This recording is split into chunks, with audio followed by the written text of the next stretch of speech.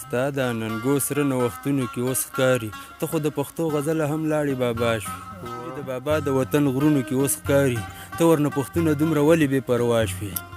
د سپو شوقي نه یم خو دې سپي له مې ځکه کتل دا د یو داسې کوڅې سپی دی چې تپوس نه کوه په غاړه کې د تورو مریو هار دې داسې بریښي سینه دې پیښور پاس کابل جان. بسم الله الرحمن الرحیم. د لالونو قدر د پیج درنو قدرمندو لیدونکو سلامونه او نیکې هیلې. قدرمندو ملګرو د ژمنې سره سم نن یو ځل بیا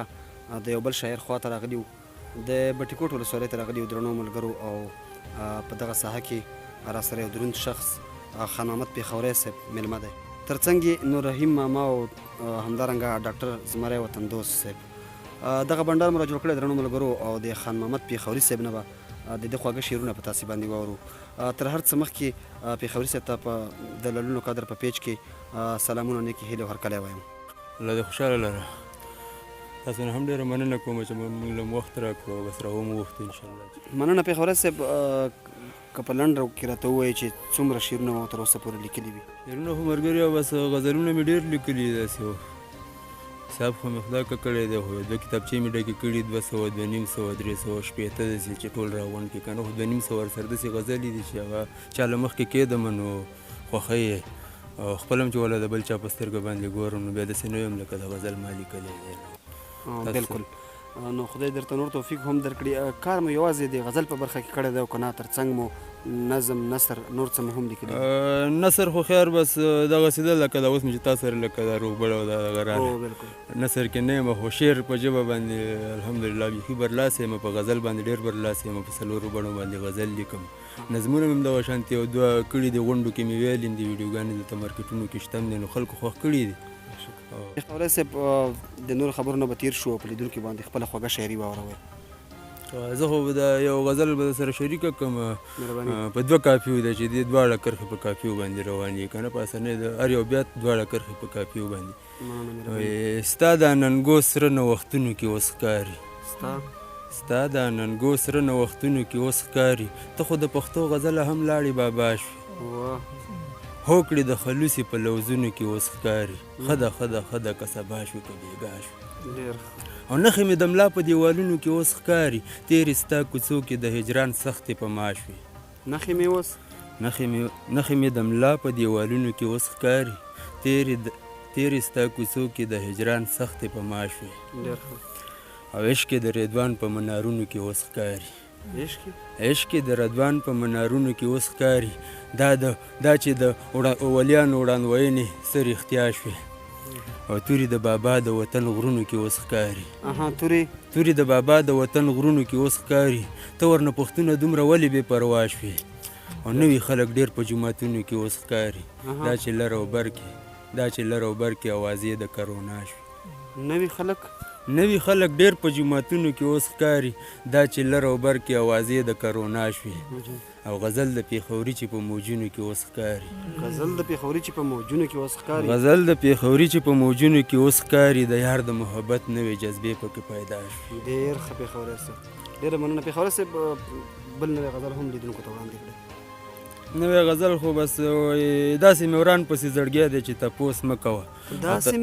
داسې مې وران پسې زړګی دی چې تپوس مه کوه تر هغه حده لیونی دی چې تپوس مه کوه او زړه خو مې هسې په سینه کې په ټوپونو نه دی زړه خو مې هسې په سینه کې په ټوپونو نه دی څه ناشنا شانتې غمی دی چې تپوس مه کوه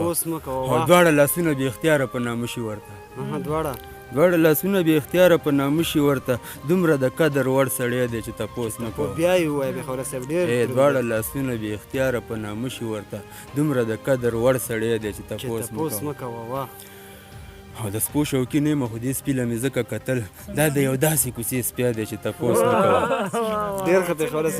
د سپو شوقي نه یم خو دې سپي له مې ځکه کتل دا د یو داسې کوڅې سپی دی چې تپوس مه کوه او د خولې خندا دلته ساقي په ډېره لوړه پلوري مجبور په داسې څه خانې دی چې تپوس مه کوه